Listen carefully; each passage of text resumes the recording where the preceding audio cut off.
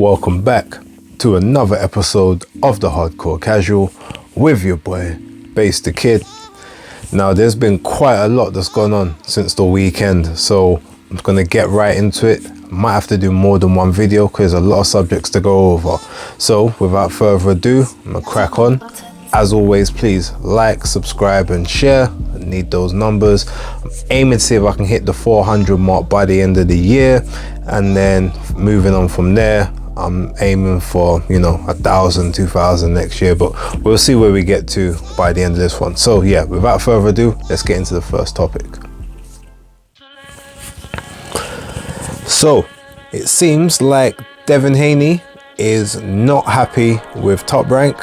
He's trying to get the final fight of his 3-fight deal out of the way so that he can move on to pastures new, but they're being a bit difficult. He said he wants to fight by March, which is before Ramadan starts. They're talking about making him fight in May.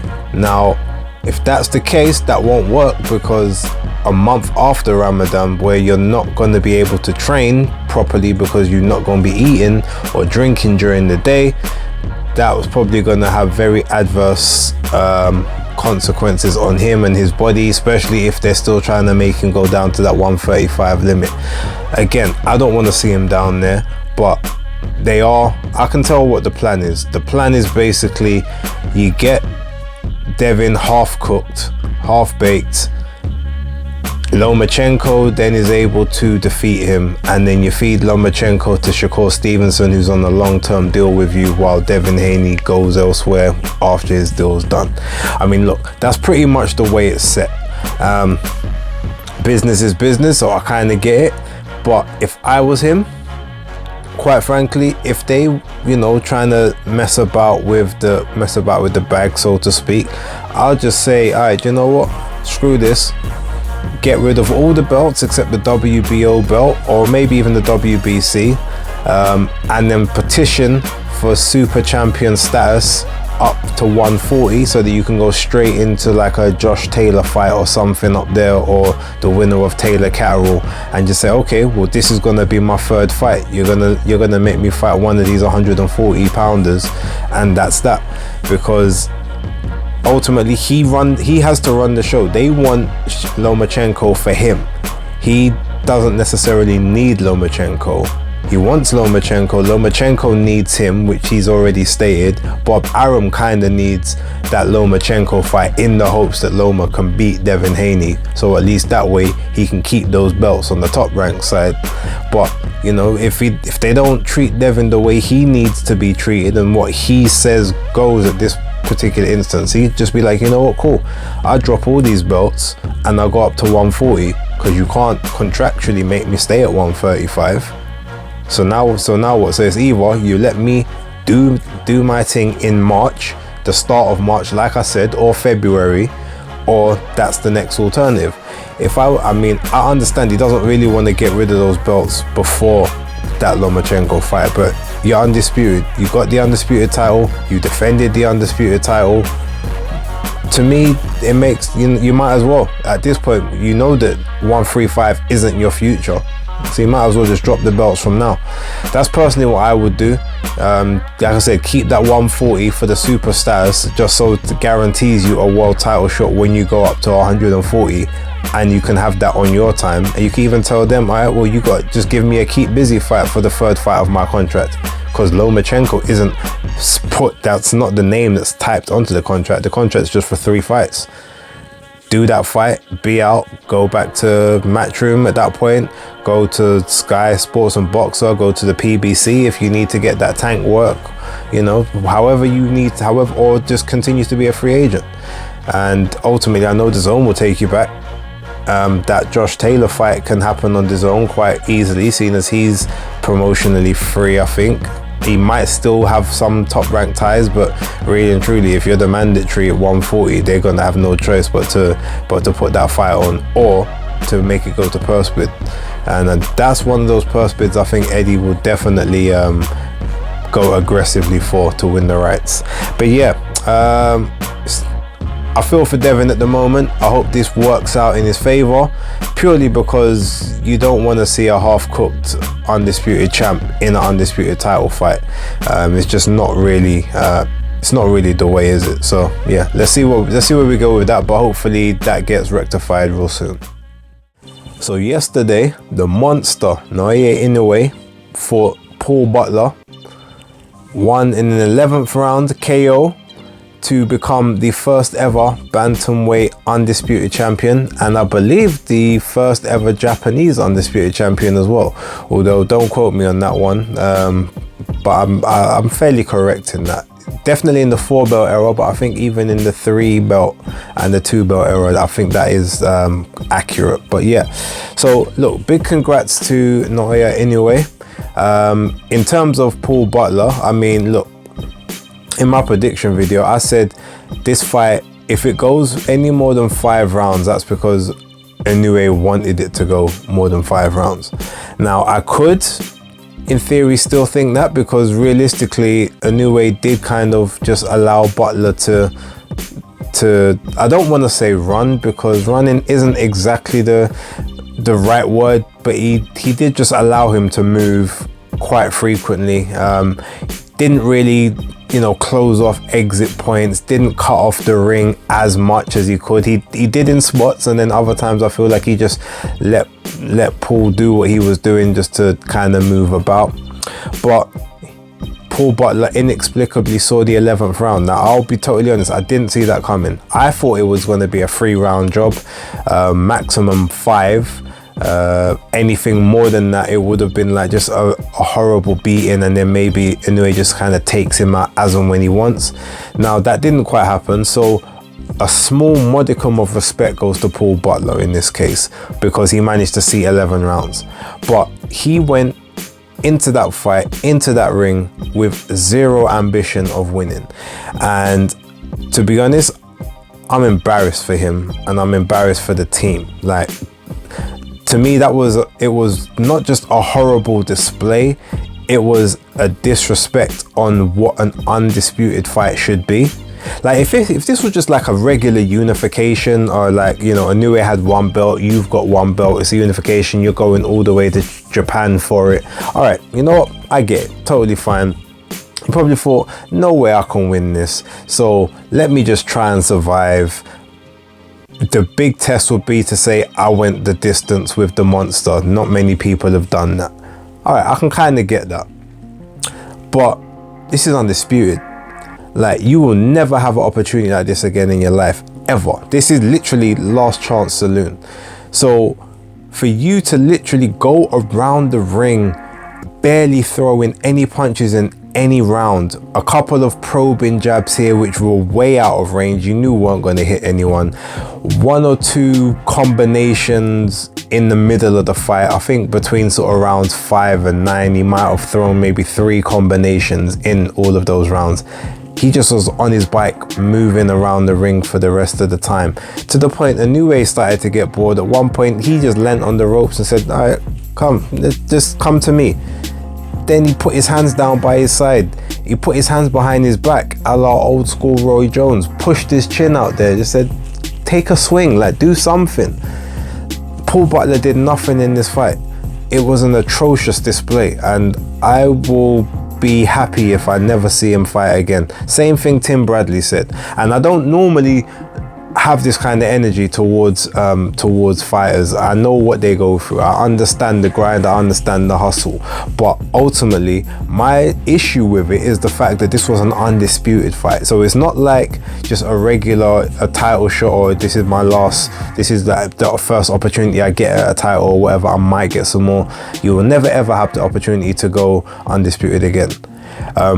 No one says anything that Nonito Donaire got like battered in the second fight with Inoue. What was it, 2nd round or 3rd round KO? But because he was throwing, he was trying to win that fight. The same as in their first fight that actually went to the distance. The reason that went distance was because he was firing back. He wasn't just moving around making Inoue chase him. Like, he made it a fight. He made Inoue respect his power and back off, and not like maintain constant and sustained pressure on him on the front foot. And that's the only way. If your whole plan was to just go the distance, that's the only way it was going to happen. Boxing on the back foot and tucking up tight on the ropes, occasionally taking a shot and then angling yourself off was never going to get that done. Like, it was a waste of a fight. It was a waste of an Undisputed, and it was a waste of a monumental occasion. So yeah, like I said, I don't want to see him again. Still big love to Tasha Jonas. Pretty much the only one in that camp I have much time for, if any. I don't know what Joe Gallagher was. I don't know what the game plan was. There was times Paul Butler was just pushing a jab out, which isn't even landing, and he's like, oh yeah, it's brilliant work, keep that one up, keep that. And I'm listening like, what advice is it? Like, what are you doing? What false hope are you giving this guy? He can't literally think that he's in this fight at this point. And after a while, the only time it was going to get to a point where you're going to be in that fight is if you take it to him, because you clearly are probably like 5, 6, 7 rounds down on the scorecard. So you need a knockdown at absolute minimum to even have a chance of a decision. And then what makes it worse, when he gets knocked down in the 11th round, yeah, there was some hard shots that rained in there. I'll give him that. Like, he took some stiff shots and he went down, but he could have got up. And the reason I say that, one hand you'd be like, I'm just glad it's over now, because you've wasted like nearly 32 minutes of my time. But then on the other hand, I'm like, your whole thing at this point was you wanted to go to the distance. So if you wanted to go to the distance with him, why not just get up? You could have got up. When he comes to rush you, at that point, don't even tuck up. You can literally now just run. You can run and just circle the ring for the rest of that round. There was about 45 seconds left, 50 seconds. Circle the ring like you've been doing, and you can survive that. The last round, you can do the exact same thing and just say, I took the monster the distance. At least then that could have been your moral victory. But you went 11 rounds just to get knocked out in the 11th. So you've done all of that, wasted everyone's time, made yourself look like an idiot, all of that for nothing, to still fall short at the final hurdle. Just waste man energy. I can't put it any other way. And if anyone is watching this that's a member of that team or is a friend of Paul, I don't know what to tell you, innit? Like, yeah, I don't know what to tell you. Like, you could take it how you want to take it. If you got any issues, you can put it in the comments down below. Like, I'll take it all day, but I'm sorry, like, that was a waste of my time. And that was a waste of your time, that was a waste of Inoue's time, that was a waste of that crowd's time. You might as well have stayed home. You didn't do Undisputed justice, and I just can't be cool with that. So yeah, that's pretty much all I got to say about that. So Monday, Conor Benn puts out a tweet. It was basically a statement. Now, the statement was long, but all it essentially said was, it's been hard having to deal with everything and having people believe that I would be capable of what I've been accused of. If it wasn't for friends, my closest friends and family, keeping me sane and going through this with me, I probably wouldn't be able to have dealt with it the way that I have. And long story short, going on to say that he's in a clean gym with Tony Sims, and he's always been in a clean gym, and he's innocent, and his team has proved his innocence, and we will find out in due course. Now, look, I've maintained from the start, I want to see all the facts before I make comment on this situation, because I don't want to condemn someone who is innocent, and I have seen it in a couple of occasions whereby someone has, had an adverse finding and then they've been cleared. So I'm not trying to jump to conclusions, and I never have. However, with regards to this situation, the only thing that I'm thinking is, what the fuck was that tweet and that statement about? You said, I'm innocent. Okay, you said that 2 months ago. What's changed? Oh, well, without my team and my friends and family, like, I wouldn't have been able to get through this. All right, cool. That's very fair, that's very accurate, but again, what has that got to do with these failed tests? My team has proved my innocence. Okay, but where's the proof? I won't be commenting further until sort of further time due to confidentiality. So then why make the statement? Because essentially this is just a much longer winded, drug out version of the statement that you put out last time. With the whole, I hope when the truth comes out, the doubt or the apologies are as loud as the disrespect and all that stuff. Like, it's the exact same statement, just elongated. You've put out something which doesn't give any further context as to what's happened, doesn't show any test results, doesn't show any rulings from an impartial adjudicator, a WBC, BBBOC, or anyone. Like, you've just put out words again that told us the exact same thing we already knew. You're claiming your innocence and the truth's gonna come out, and when it does, I want you all to apologize. Why did we need that? Like, you've literally done that already. Like, what did you achieve? Because now everyone, the same thing people said before, they're saying again. So you're chatting the same amount of shit, nothing else ain't come out. Like, Conor, I pray that you are on the straight and narrow on this one. And like I said, I'm not saying that you've done anything. I'm not that way inclined. I'm here believing that you are a clean athlete until conclusively it is proved that you are guilty of what's happened. But the teaser trailer, you put out a teaser to a teaser trailer to the trailer before the films come out. Like, I want to see the film right about now. Like, this, all of this leading up is long.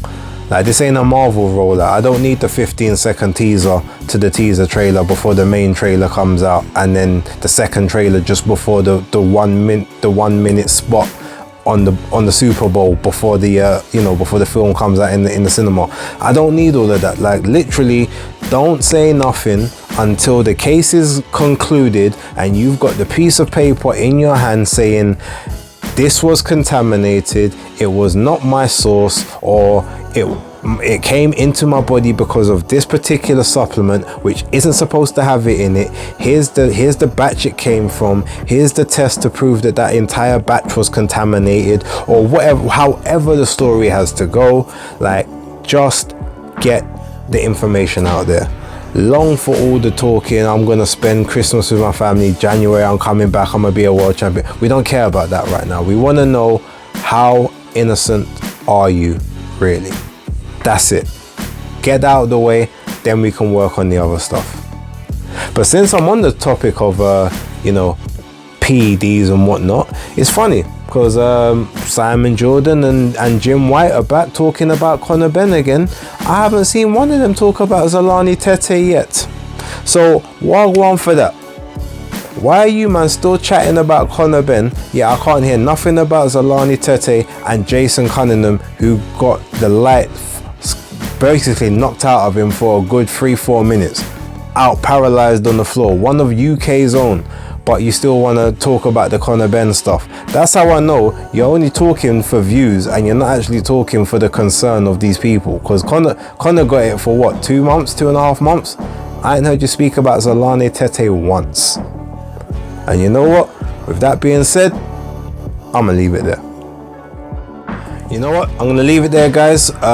I've covered quite a bit, so hopefully you've liked what I've had to say. If you haven't, please put in the comments anything you disagree with. Like, please let me know. I'm all ears. I'm happy to listen. I'm happy to respond. With that being said, I'm gonna leave it there. So for right now, Hardcore Casual out.